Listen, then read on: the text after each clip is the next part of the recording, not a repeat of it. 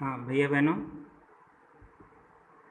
Class 10th physics, ये आज जो चैप्टर हम शुरू करेंगे, magnetic effect of electric current. Second unit है magnetic effect of electric current. अब इसमें सबसे पहले एक एक्सपेरिमेंट से हम आपको समझा रहे हैं कि इलेक्ट्रिक करंट के माध्यम से मैग्नेटिक इफेक्ट कैसे होता है। अब भैया बहनों, जैसे ये एक कंपास है, ये कंपास जो नॉर्थ साउथ डायरेक्शन बताता है, ये हिल रहा होगा, देख रहे होंगे, इस पर नॉर्थ और साउथ है ऐसे लिखा हुआ है, तो ये डायरेक्शन बताता है। इसमें जैसे ये नॉर्थ की तरफ है, यहाँ पर ये ओम्स लॉ का ही अपना ऑपरेटर्स है। इसमें ये कंडक्टर ये हमने जोड़ रखा है, जैसा उसमें था, इसका रेजिस्टेंस निकाला जाता था। अब इसमें करंट जैसे वहाँ दिया है 600 मिली एम्पियर में, चूँकि करंट है इसलिए इसमें 100 थोड़ा सा कम होगा। वायर में जब करंट फ्लो हो रही है तो एक वायर में मैग्नेटिक इफेक्ट आ जाता है। यह सबसे पहले जो एक्सपेरिमेंट करके जो हमको इस यूनिट में स्टडी स्टार्ट करनी है, तो जैसे ही देखिए कि इसको हम वायर के इस कंपास के नज़दीक ले जा रहे हैं, ये हिल जा रहा है, एक डायरेक्शन में मूव कर जा रहा है, थोड़ा ही मूव कर रहा है लेकिन ये डायरेक्शन में मूव कर जा रहा है। ओके, ये कंपास नीडल ये देख रहे होंगे स्पष्ट रूप से ये हिल रही है। जैसे ही हम नज़दीक ले जा रहे हैं वायर को कंपास के, तो वो क्यों हिल रही है। अब ये जो है मुख्य रूप से इस प्रयोग को हमको दिखाने का एक सिंपल सा एक प्रयोग है कि एक कंडक्टर को जैसे ही हम एक कंपास नीडल के पास ले जाते हैं तो वो कंपास मूव कर जाती है एक डायरेक्शन में। क्यों? अर्थ इसका ये है कि कंपास में ये जो नीडल है,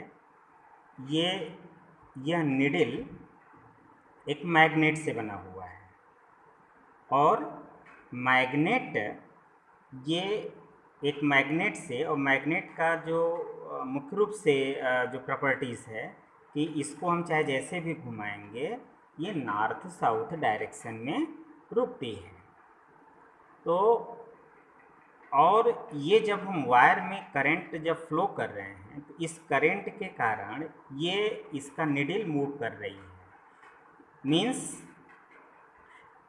एक मैग्नेट दूसरे मैग्नेट के इफेक्ट दूसरे मैग्नेट से ही इफेक्ट होता है। इसका मतलब कि वायर में एक जैसे ही हमने ये करंट फ्लो किया, इसमें भी एक मैग्नेटिक इफेक्ट आ गया है इस वायर में।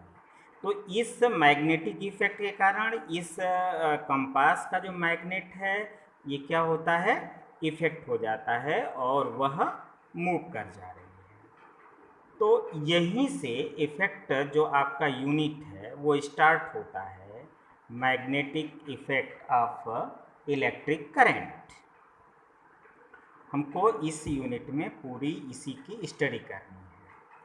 तो सबसे पहले तो इस एक्सपेरिमेंट से अब एक सिद्ध हो गया, ये प्रूफ हुआ कि एक current when current carrying conductor provided A magnetic field, इसके चारों तरफ एक मैग्नेटिक फील्ड बनती है, और इस मैग्नेटिक फील्ड के अंदर अगर दूसरा कोई मैग्नेट ले आएंगे तो वो इसके प्रभाव में यानी इससे इफेक्ट होती है। अब इस एक्सपेरिमेंट को हटा करके हम आपको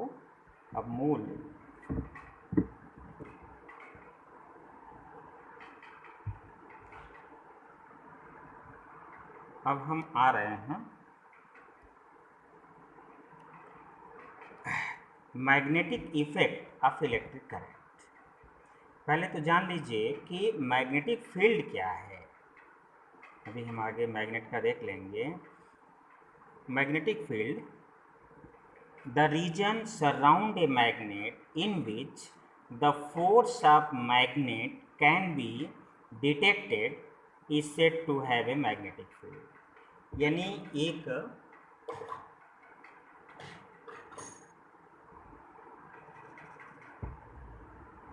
यह एक बार मैग्नेट है। तो इस बार मैग्नेट को हम कहीं भी रख दें तो इसके चारों तरफ एक फील्ड बनती है, जिसमें दूसरा अगर मैग्नेट आ रहा है तो वह एक फोर्स का एक्सपीरियंस करता है। जैसे ये हमारा, अब वहाँ तो केवल एक वायर में, क्योंकि मिनिमम करेंट, बहुत कम करेंट थी, इसलिए उस पर इफेक्ट नहीं दिख रहा था। अब यहाँ पर ये बहुत ही तेज, जैसे इसके हम नज़दीक लेके जाएंगे, ये देख रहे होंगे काफ़ी तेज़ी से ये वाइब्रेट कर रही है। तो जो कि यहाँ भी मैग्नेट है, ये भी मैग्नेट है, तो ये इसके फील्ड के अंतर्गत आ गया। यानी फील्ड का मतलब वह रीजन जहाँ पर कि यह मैग्नेटिक फील्ड में आने पर ये फोर्स का एक्सपीरियंस करने लगी। तो ये जैसे देख रहे हैं कि ये काफ़ी तेज़ी से ये मूव कर रही है। तो कुल मिलाकर के ये है हमारा मैग्नेटिक फील्ड। अब इस मैग्नेटिक फील्ड एक वेक्टर क्वांटिटी है। Is a magnetic field is a quantity has both direction and magnitude, यानी यह एक वेक्टर क्वांटिटी है।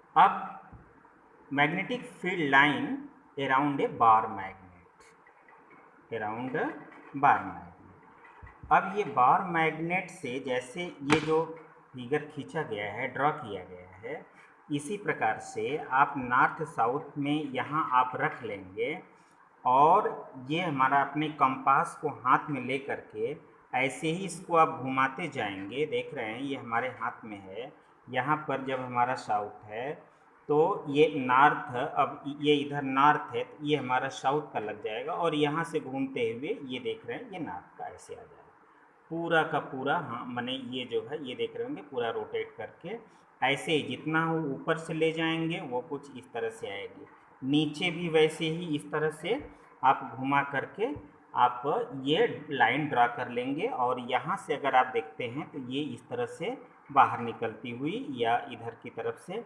तो ये इधर हमारा ये नॉर्थ है, ये साउथ, यानी साउथ से निकल करके नॉर्थ की ओर ये हमारा ये डायरेक्शन जो लगा हुआ है from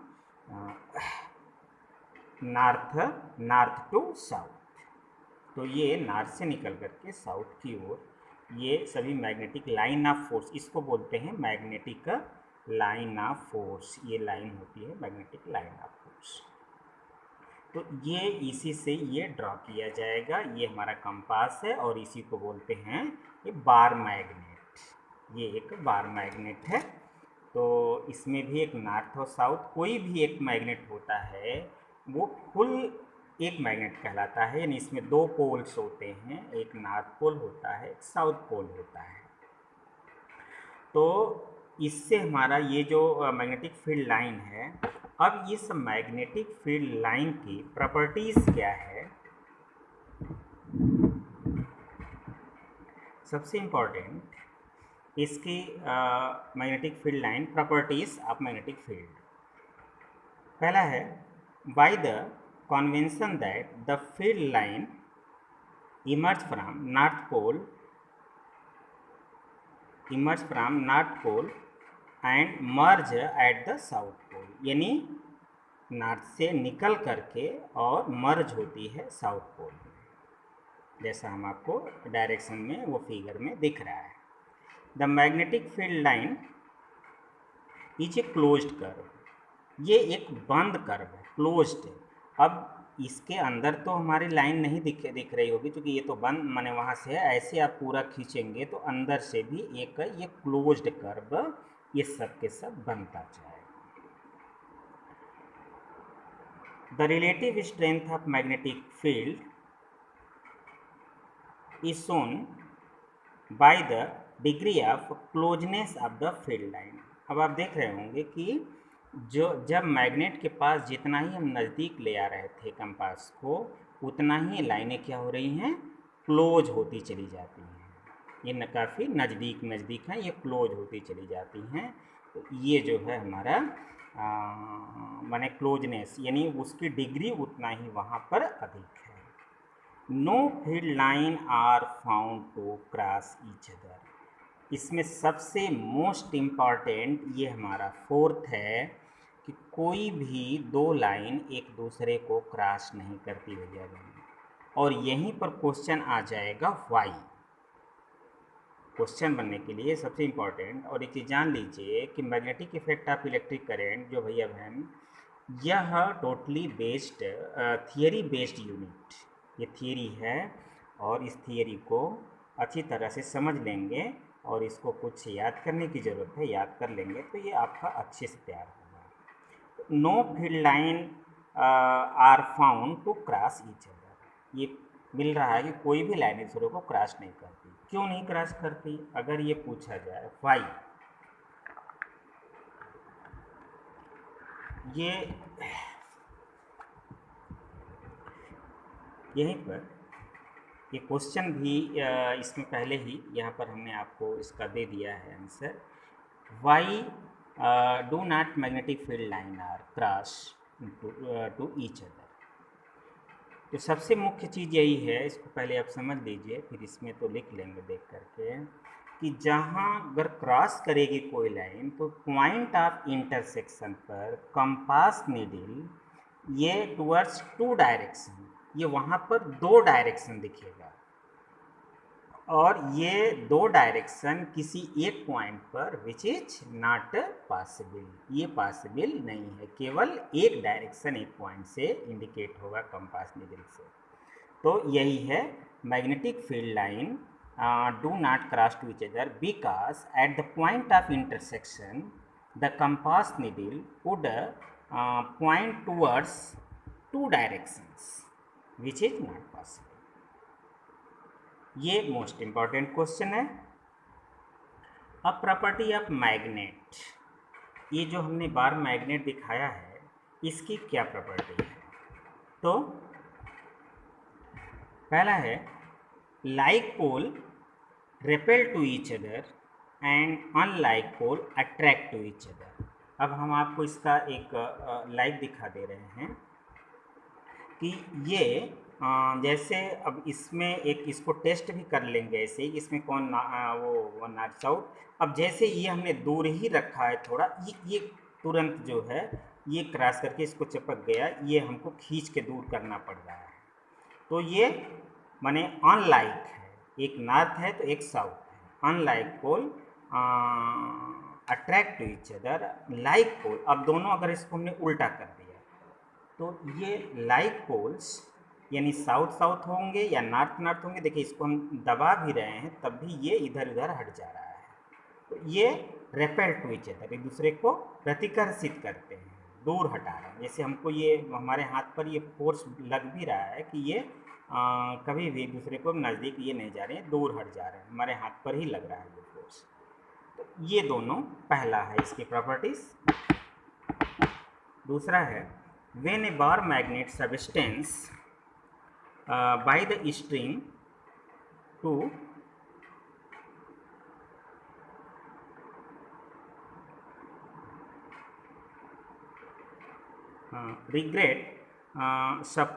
rigid support the magnet stand north south direction।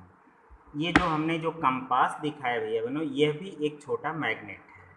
इसको अगर हम कहीं से भी फ्री लटका दें, स्वतंत्र रूप से फ्री रूप से छोड़ दें, तो ये ऑलवेज माने ये जो स्टैंड होता है नॉर्थ साउथ डायरेक्शन में, यहाँ पर भी बीचों बीच अगर आप इस बार मैग्नेट को रस्सी से बांध करके ऊपर लटका देंगे तो यह भी नॉर्थ साउथ डायरेक्शन में ही हमेशा खड़ा होगा। यानी जो अपना जियोग्राफिक नॉर्थ जिधर मानते हैं उधर और साउथ की तरफ ये स्टैंड होगा।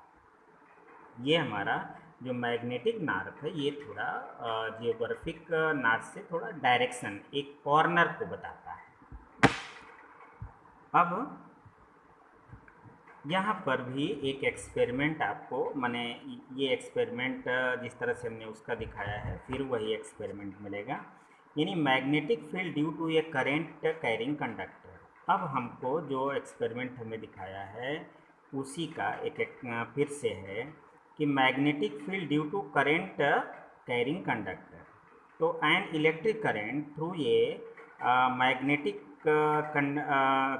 Magnetic conductor produce a magnetic field around it. अब ये हमने जैसा आपको दिखाया है, एक यहाँ पर गत्ता है और ये कंडक्टर है, इसको हमने की, और इधर है आपकी बैटरी, बैटरी का जो सिंबल है, और इसके साथ हमने अमीटर, और ये रिहोस्टेट जो हम वो घुमा रहे थे उसमें वो रिहोस्टेट था, और इससे जो है एक पॉजिटिव टू नेगेटिव ये करंट का डायरेक्शन हो जाता है। तो इस पर आप जैसे ये हम एक राउंड राउंड दिखाए हुए हैं, तो राउंड राउंड ये दिखाने का अर्थ ये है कि इस पर आप माने आयरन का बुरादा बहुत हल्का सा पहले से आप इस पर फैला दीजिए और धीरे धीरे दफ्ती को थपथपाइए। तो ये दफ्ती पर इस तरह से पूरी राउंड ये गोल गोल के रूप में ऐसे ये क्लोज शेप में, सर्किल शेप में ये सेट हो जाते हैं।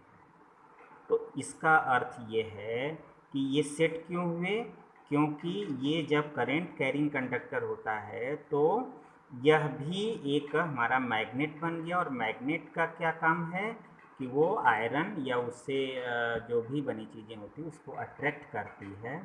तो ये उसी रूप में, क्योंकि करंट से ये उसके चारों तरफ यानी गोल गोल के रूप में ये सेट हो जाते हैं।